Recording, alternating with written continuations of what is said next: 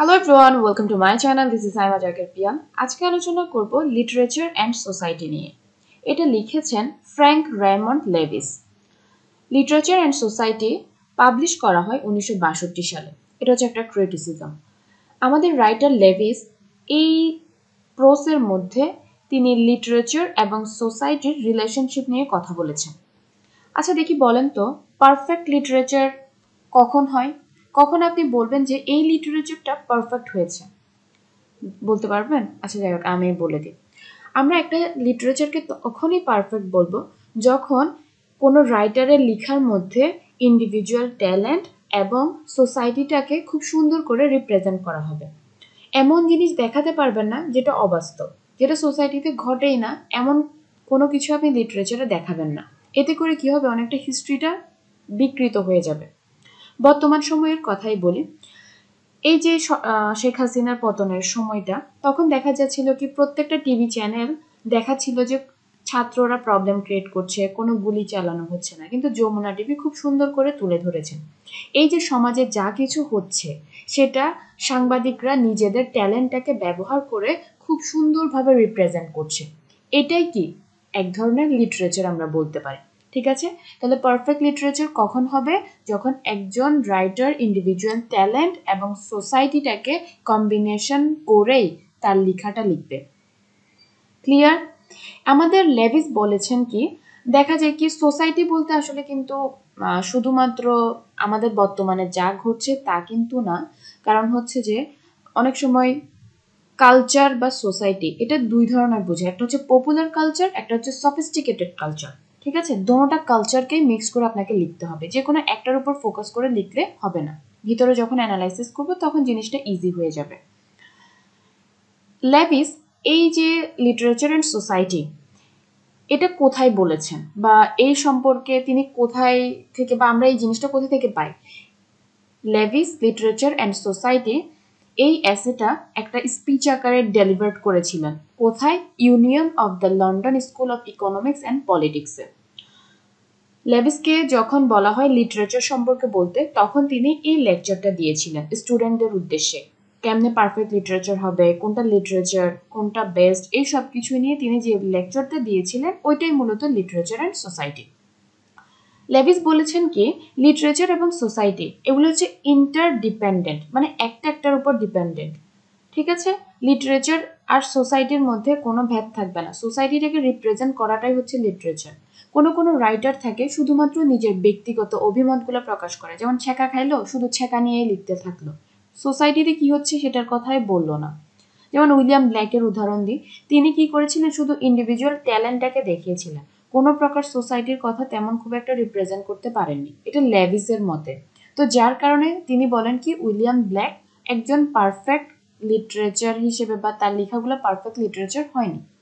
ওকে, তাহলে ফার্স্ট জিনিসটা কি গেল, এখানে তিনি লিটারেচার অ্যান্ড সোসাইটির রিলেশনশিপ নিয়ে বলেছেন, এবং এটা তিনি কি বলেছেন, একটা স্পিচ আকারে তিনি ডেলিভার করেছিলেন। এবার আসেন, এবার অ্যাসেটাতে আসি।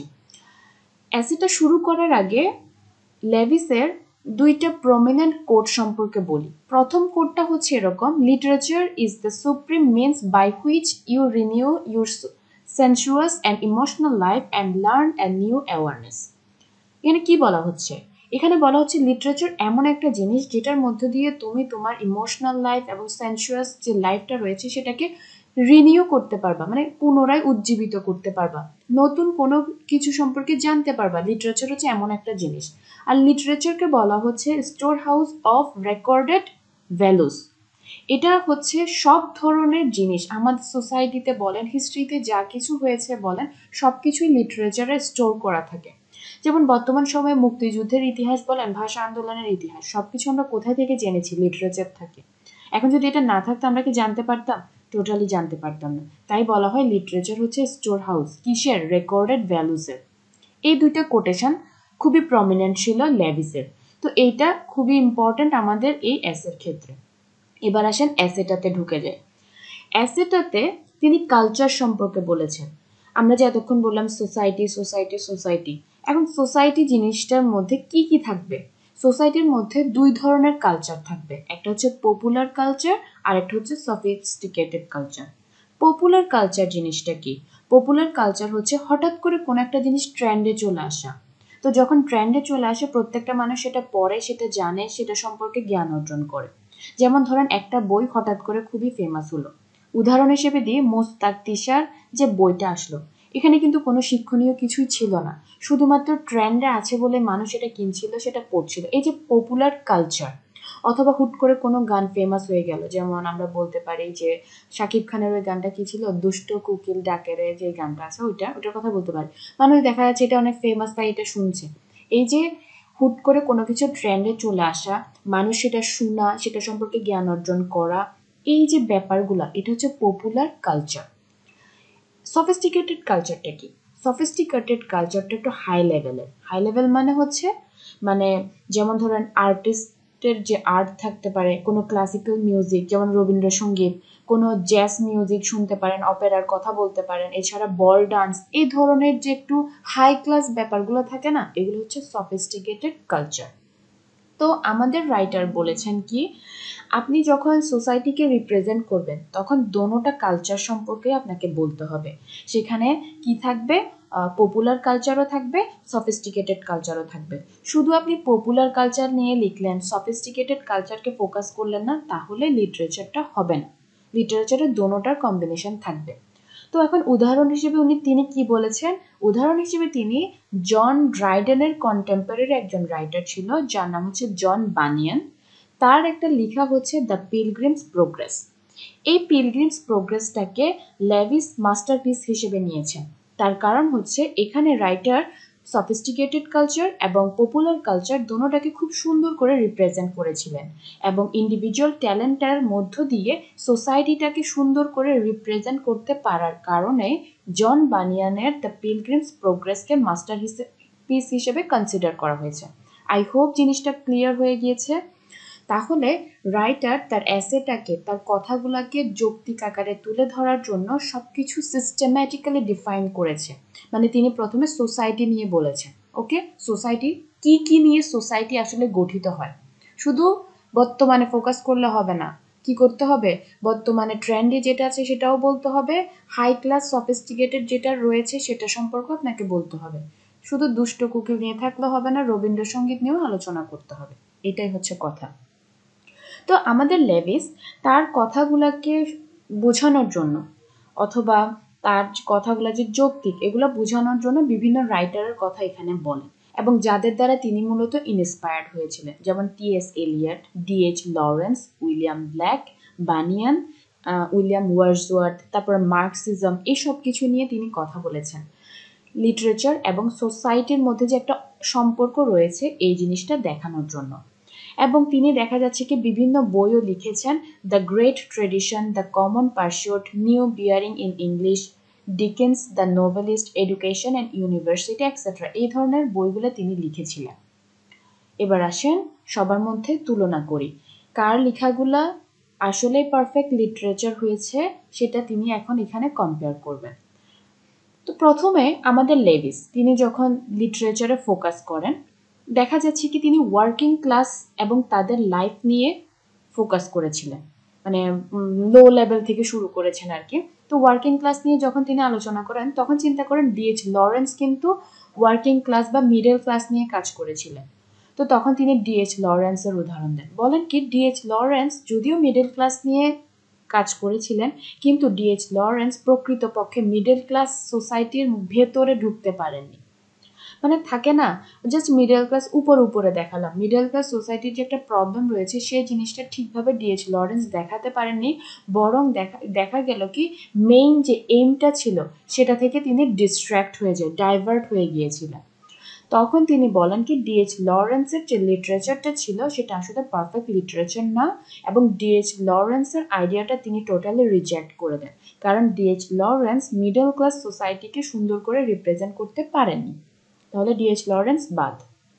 পরবর্তীতে কি আসে, পরবর্তীতে তিনি মার্কসিজমের কথা বলেন, কারণ ওয়ার্কিং ক্লাস যখন আসবে মার্কসিজম তো মাস্ট আসবে। মার্কসিজম ওয়ার্কিং ক্লাস পিপল বা এইসব কিছু নিয়ে সবসময় কাজ করতো। আমরা জানি যে কার্ল মার্কস মার্কসিজমের জনক ছিলেন। আসেন এবার মার্কসিজম নিয়ে বলি। মার্কসিস্ট যারা ছিল তারা বলে কি লিটারেচার হচ্ছে একটা আনপ্রফিটেবল জিনিস, এখান থেকে কোনো লাভ হতে পারে না। মানুষ যখন অবসরে বসে থাকে এবং তার মধ্যে যখন ট্যালেন্ট থাকে তখন সে লিটারেচার লিখে।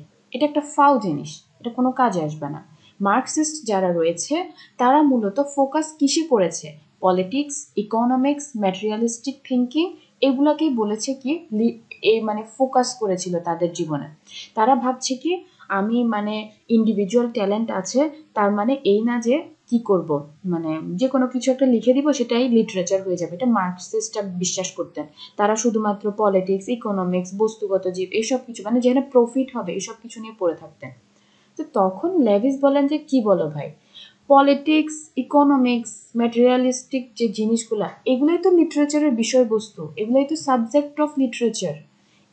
তিনি মার্কসিস্টদের কথাটাকে অবজেক্ট করেন, বলেন কি লিটারেচার মানুষ কি করে যখন কোনো রাজনৈতিক প্রবলেম দেখা দেয় অথবা সমাজের অর্থনৈতিক কোনো সমস্যা দেখা দেয়, তখন কবিরা সেসব ব্যাপারগুলো নিয়ে লেখা শুরু করে। তো তাহলে কি হলো, ইকোনমিক্স, পলিটিক্স এগুলো কবিদের লেখার বিষয়বস্তু হয়ে গেল না? তিনি মার্কসিস্টদের এই ধারণাটা টোটালি না, আংশিকভাবে কিছুটা অপোজিশনে ছিলেন আর কি। তিনি বলেন যে আসলে মানে আপনি যেটা বলছেন এটা ঠিক না, বরং কি দেখা যাচ্ছে কি লিটারেচারের মধ্যে পলিটিক্স এই সব কিছুই আসে। শুধুমাত্র বসে থাকলাম, অবসরে থাকলাম, কবিতা লিখে দিলাম তা কিন্তু না। ইন্ডিভিজুয়াল ট্যালেন্ট ব্যবহার করে রাইটাররা সমাজের প্রকৃত চিত্রটা, পলিটিক্যাল বলেন সেটা ইকোনমিক্যাল বলেন, সব কিছুই তুলে ধরে। জিনিসটা বুঝতে পেরেছেন? ডিএইচ লরেন্সকে টোটালি রিজেক্ট করে দেয়, কারণ তিনি মিডল ক্লাসকে দেখাতে পারেননি। আর কার্ল মার্কসরা বলেছে তারা তো ফোকাস করতো যেসব জিনিসের উপর, তারা বলে কি লিটারেচারে এগুলোর কোনো কাজ নাই, তাই জন্য মার্কসিস্টরা লিটারেচারকে আনপ্রফিটেবল বলেছেন। কিন্তু আমাদের লেভিস বলছেন কি আরে তুমি কি বলছো, এটা না, বরং লিটারেচার তো এগুলো নিয়েই কাজ করে। ওকে, এবার আসেন পরের পার্টে যাই। পরের জন কে ছিল? পরের জন হচ্ছে টি.এস. এলিয়ট। মাস্টার্সে একটা এসে আছে ট্রেডিশন অ্যান্ড ইন্ডিভিজুয়াল ট্যালেন্ট, চাইলে একটু দেখে নিতে পারেন, তাহলে জিনিসটা ক্লিয়ার হয়ে যাবে। আমার একটা ভিডিও আছে। এই যে টি.এস. এলিয়টের ট্রেডিশন এবং ইন্ডিভিজুয়াল ট্যালেন্ট, এটা নিয়ে একটু বেসিক আইডিয়া দিই, তাহলে বুঝতে সুবিধা হবে। ট্রেডিশন মানে কি?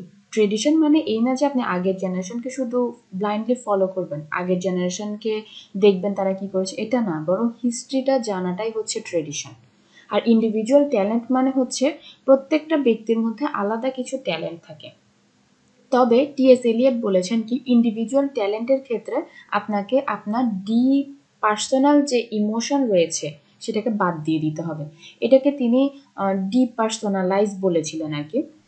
টি.এস. এলিয়ট বলেন কোনো মানুষের মধ্যে নিজের যে ব্যক্তিগত ইমোশন আছে বা কবিদের মধ্যে যে ব্যক্তিগত ইমোশন আছে সেটা কখনো লেখার মধ্যে দেখাতে পারবেন না।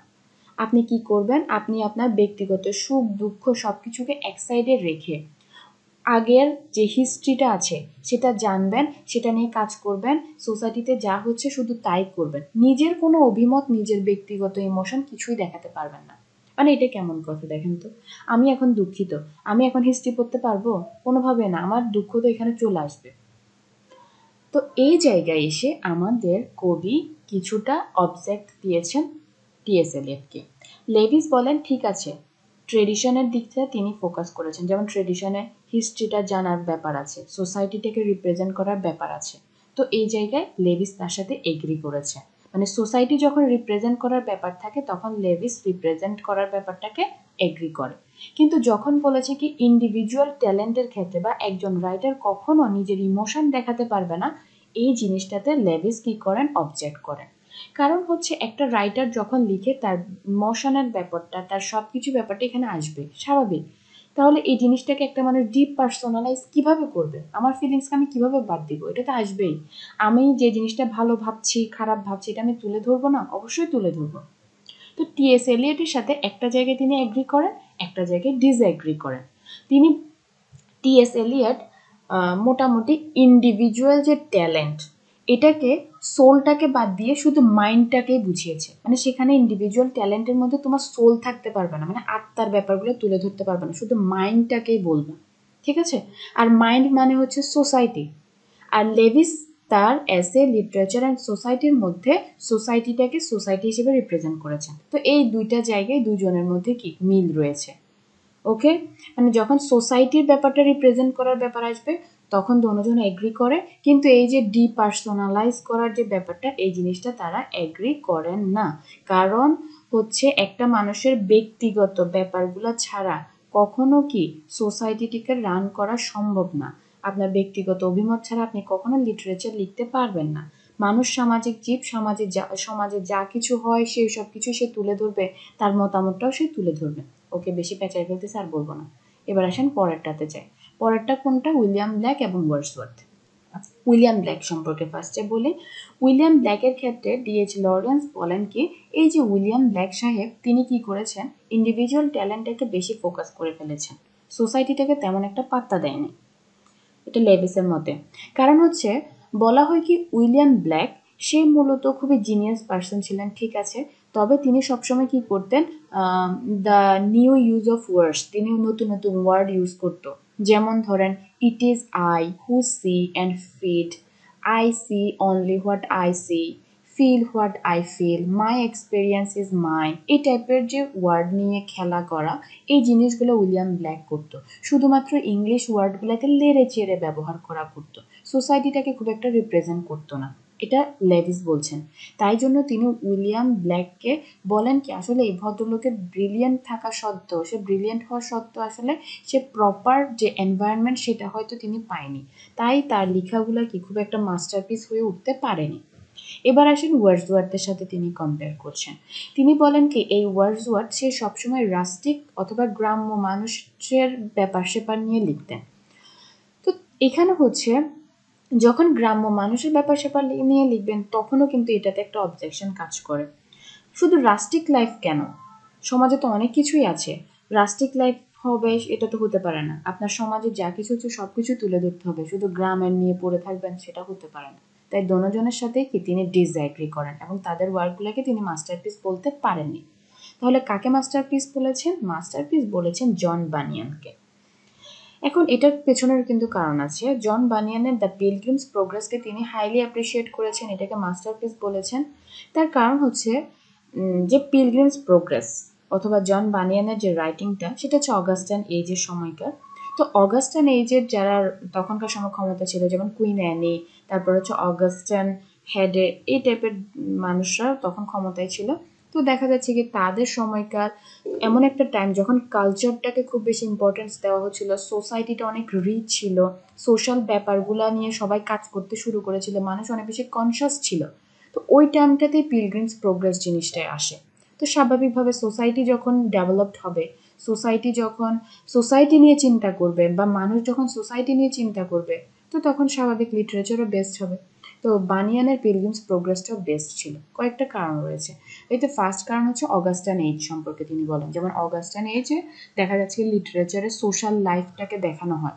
অগাস্টাইন এজে মানুষ সোসাইটি ব্যাপার অনেক বেশি কনসাস ছিল, কালচার খুবই হাই ছিল, এবং মানুষ সামাজিক জীব, সব কাজকর্ম মানুষের সবকিছু লিটারেচারে ইনক্লুড করা হচ্ছিল। তো এইসব ব্যাপারগুলো তো জন বানিয়ানের লেখার মধ্যে সোসাইটিটাকে রিপ্রেজেন্ট করেছিলেন। সেখানে তিনি সফিস্টিকেটেড কালচার এবং পপুলার কালচার দোনোটাকে কম্বাইন করে লিখেছেন, যার কারণে তার লেখাটা মাস্টারপিস হয়েছে। এরপর আবার বলা হচ্ছে জন বানিয়ানের যে লেখা রয়েছে পিলগ্রিমস প্রোগ্রেস, এটারও কিন্তু ইনফ্লুয়েন্স সোসাইটিতে ছিল। যেহেতু জন বানিয়ান একজন ফেমাস রাইটার ছিল, তিনি যখন সোসাইটির সবকিছু তুলে ধরছে, তো তখন মানুষ কি সব কিছু ব্যাপার নিয়ে আলোচনা করা শুরু করে। এবার আসেন দ্বিতীয় পয়েন্ট, কেন এটা মাস্টারপিস। এখানে মাস্টারপিস বলার আরো কয়েকটা কারণ রয়েছে। এটা হচ্ছে এরকম যে সেসিল নামক এখানে ব্যাপারটা হচ্ছে এরকম, সেসিল শার্পস, সে introduction to English folk songs from the southern Appalachians sophisticated culture, মানে এটার উদাহরণ তিনি দেন। এটা কিরকম, আমেরিকার পাহাড়ি অঞ্চলে যারা বসবাস করত তাদেরকে বলা হতো অ্যাপোলজিয়ান্স, ঠিক আছে। সেসিল শার্প সেখানে গিয়ে দেখেন কি এখানে একটা আলাদা কালচার রয়েছে, যাকে তিনি লিভিং আর্ট অফ লিটারেচার বলেছেন আর কি। তো তিনি তার এই introduction to English folk songs from the southern Appalachian sophisticated কালচারে অ্যাপোলজিয়ান্সদের কালচারকে সুন্দরভাবে উপস্থাপন করেন। এই যে সমাজে যা কিছু হচ্ছিল, আমেরিকান যে জায়গাটাতে পাহাড়ি অঞ্চলে তিনি গিয়েছেন, তাদের যে কালচারটা চলছিল, সেই জিনিসটা সেসিল শার্প খুব সুন্দর করে নিজের লেখার মধ্যে তুলে ধরেছেন, ঠিক আছে। নিজের লেখার মধ্যে যে তুলে ধরেছেন, তার কারণে তার লেখাটাও কি মাস্টারপিস। এবং বলা হচ্ছে কি এই ভদ্রলোক কেমনে এত ভালো লিখতে পেরেছে, তার কারণ হচ্ছে পিলগ্রিমস প্রোগ্রেস দ্বারা তিনি আসলে কি হয়েছিল, প্রভাবিত হয়েছিল। পিলগ্রিমস প্রোগ্রেস যখন সোসাইটিটাকে রিপ্রেজেন্ট করছে, ঠিক তেমনি সেসিল শার্প ও জন বানিয়ানের পিলগ্রিমস প্রোগ্রেসটা যখন দেখছে সাকসেসফুল ছিল, তখন তিনি কি করেছেন, তিনি যে পাহাড়ি অঞ্চলে গিয়েছিলেন অ্যাপোলোজিয়ান্স, সেখানে তাদের যে কালচারটা ছিল সেটা তিনি তার লেখার মধ্যে তুলে ধরেছেন। ওকে, এবার আসেন 3 নাম্বার পয়েন্টে যায়। 3 নাম্বার পয়েন্ট হচ্ছে এরকম, জন বানিয়ানের টাইমে কালচার খুব রিচ ছিল। তো কালচার রিচ, সো তিনি সেই কালচার উপর লিখেছেন, তার লেখা তো বেস্ট হবেই। ওকে, শেষ। এবার আসেন মডার্ন লিটারেচার। মডার্ন লিটারেচার নিয়ে তিনি কি অবজেকশন দেন? বলা হয় কি উইলিয়াম ওয়ার্ডসওয়ার্থের মৃত্যুর পর মানুষ রাস্টিক লাইফ থেকে মেকানাইজড লাইফের দিকে চলে যান, অনেকটা যান্ত্রিক জীবনের দিকে চলে যান।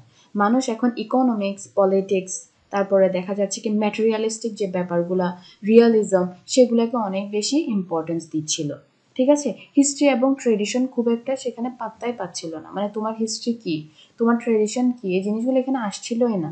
তো এতে করে কি হয়, সফিস্টিকেটেড যে কালচারের কন্ডিশনটা সেটা ফুলফিল হয় না, শুধু পপুলার কালচারটাই পাত্তা পাচ্ছিল, সফিস্টিকেটেড কালচারটাকে ইগনোর করা হচ্ছিল। সেই জন্য বলা হয় কি মডার্ন যে লিটারেচার ছিল সেটাও আসলে পারফেক্ট লিটারেচার না। ওকে, ক্লিয়ার? এবার আসেন ওভারঅল ব্যাপারটা আবার বলি, এখানেই কিন্তু এসেটা শেষ না, আরও কিছু কথা বাকি আছে, তাহলে আগে এটা বলি। ফাইনালি উনি কি বলেন, লেভিস বলেন যে যে কোনো স্টুডেন্ট, সেটা সোশ্যালজির স্টুডেন্ট হোক কিংবা পলিটিক্যাল সায়েন্সের স্টুডেন্ট হোক, তাদেরকে লিটারেচার পড়তে হবে। কেন পড়তে হবে? দেখেন, আপনি যদি লিটারেচার না জানেন তাহলে আপনার আগের সমাজে কি হয়েছিল, আগের পলিটিক্যাল ইকোনমিক্যাল কন্ডিশনগুলো কি, এই সব কিছু সম্পর্কে আপনি কিছুই জানতে পারবেন না। আপনি যখন জানতে পারবেন না, কম্পেয়ার কিভাবে করবেন? আপনার যে টাইমটা, এটা যে বেস্ট, আপনি কম্পেয়ার করতে পারবেন? কখনোই পারবেন না। আগে কি হয়েছিল জানতে পারবেন? টোটালি পারবেন না। এতে করে কি হবে, মানুষের জ্ঞানের শূন্যতা থাকবে, মানুষ কম্পেয়ার করতে পারবে না, ভালো খারাপ এই জিনিসটা বুঝতে পারবে না, সুন্দর করে লিটারেচারে যে ব্যাপারগুলো সেগুলো তুলে ধরতে পারবে না, হিস্ট্রিটা জানতে পারবে না। তাই তিনি বলেছেন কি তুমি যেখানের স্টুডেন্টই হোক না কেন, তোমাকে কি করতে হবে, লিটারেচারটা পড়তে হবে। এটা হলো এখানেই শেষ। আশা করি জিনিসটা বুঝতে পেরেছেন। আমি মনে করি এই জিনিসটা আসলে ইম্পর্টেন্ট, আপনি যেখানেই পড়েন না কেন। আপনি যদি আপনার আগে বাংলার ইতিহাস না জানেন, বাংলাদেশের ইতিহাস না জানেন, কিভাবে বাংলাদেশ হলো, কিভাবে বাংলাদেশ ভাগ হলো, স্বৈরাচারী শাসক কে ছিল, কোন শাসক কেমন ছিল, এসব কিছু যদি না জানেন, তাহলে আপনি আপনার সময়টাকে কম্পেয়ার করবেন কিভাবে, আপনি জ্ঞান অর্জন করবেন কিভাবে, হিস্ট্রি জানবেন কিভাবে? হিস্ট্রিটা আমরা লিটারেচারের মধ্য দিয়ে জানি, আর লিটারেচার আমাদেরকে একটা ডোরের মতো, ঠিক আছে, সোসাইটির ডোরের মতো কাজ করে, মিররের মতো কাজ করে, আমাদেরকে সব কিছুই তুলে ধরে। তাই লেভিস বলেন কি শুধুমাত্র যেটা ট্রেন্ডে আছে তা নয়, বরং হিস্ট্রির ব্যাপারটা যেটা সফিস্টিকেটেড ওইটাও আপনাকে তুলে ধরতে হবে, তখনই আপনার লেখাটা একটা পারফেক্ট লিটারেচার হবে, বানিয়ানের পিলগ্রিমস প্রোগ্রেসের মতো। আই হোপ আপনারা বুঝতে পেরেছেন। এবার আসেন সামারিতে। লেভিস সাহেব কি বলেছেন, একটা স্পিচ দিয়েছিলেন, স্পিচে তিনি লিটারেচার এবং সোসাইটির রিলেশনশিপ সম্পর্কে বলেন। তো কখন একটা লিটারেচার পারফেক্ট হবে, যখন সেখানে সফিস্টিকেটেড এবং পপুলার কালচার একসাথে থাকবে, এবং সেখানে কি একজন রাইটার তার ইন্ডিভিজুয়াল ট্যালেন্টটাকে ব্যবহার করে সমাজের প্রকৃত চিত্র তুলে ধরবে, তখনই সেটা পারফেক্ট লিটারেচার হবে। এবার তিনি কম্পেয়ার করা শুরু করেন। লরেন্স, সে মিডল ক্লাসকে ঠিকভাবে দেখাতে পারেনি, তার মানে সে বাদ, রিজেক্ট। তুমি নেক্সট জন আসো, নেক্সট জন কে ছিল, মার্কসিস্ট। মার্কসিস্টরা শুধুমাত্র পাত্তা দিছে যে ইকোনমিক্যাল, পলিটিক্যাল, সোশ্যাল। তারা বলে যে সোসাইটি তো অবসরের কাজ, বিনোদনের কাজ। তো তিনি এটাতে আংশিক রিজেক্ট করেন, আরে ভাই তোমাদের পলিটিক্যাল সোশ্যাল ব্যাপারগুলাই তো লিটারেচার নিয়ে কাজ করে। ওকে, এবার আসে টিএস এলিয়ট। টিএস এলিয়টের সাথে একভাবে এগ্রি, একভাবে ডিসএগ্রি। টিএস এলিয়ট যেহেতু হিস্ট্রি তুলে ধরছিল ট্রেডিশনের মধ্য দিয়ে, সো এগ্রি। আবার যখন বলছে যে ইন্ডিভিজুয়াল ট্যালেন্টের মধ্যে তোমার ইমোশন দেখাইতে পারবে না, তখন সেটাতে ডিসএগ্রি। তারপর আসেন পরের জন, উইলিয়াম ব্ল্যাক। সে ইন্ডিভিজুয়াল ট্যালেন্ট দেখাইছে, অন্য কিছু দেখাইতে পারে না। ওয়ার্ডসওয়ার্থ শুধু রাস্টিক লাইফ নিয়ে কাজ করেছে, আর মডার্ন লাইফ, মেকানাইজড লাইফ নিয়ে ফোকাস করেছে, ট্রেডিশনটাকে আনে নেয়। ওভারঅল জন বানিয়ানের পিলগ্রিমস প্রোগ্রেসটাকেই তিনি বলেছেন একমাত্র মাস্টারপিস, কারণ সেটা অগাস্টান এজে লেখা ছিল। অগাস্টান এজ অনেক বেশি কালচারালি ফ্লোরিস্ট ছিল, কালচারালি রিচ ছিল। তারপরে জন বানিয়ান সে রিচ সোসাইটি নিয়ে লিখেছেন, এবং তার লেখা দেখে অন্যরাও অনেক বেশি এনকারেজড হয়েছিল। ওভারঅল তারটাই মাস্টারপিস। আই হোপ আপনারা বুঝতে পেরেছেন, এক কথা ঘুরিয়ে ঘুরিয়ে অনেকবার বললাম। ধন্যবাদ সবাইকে।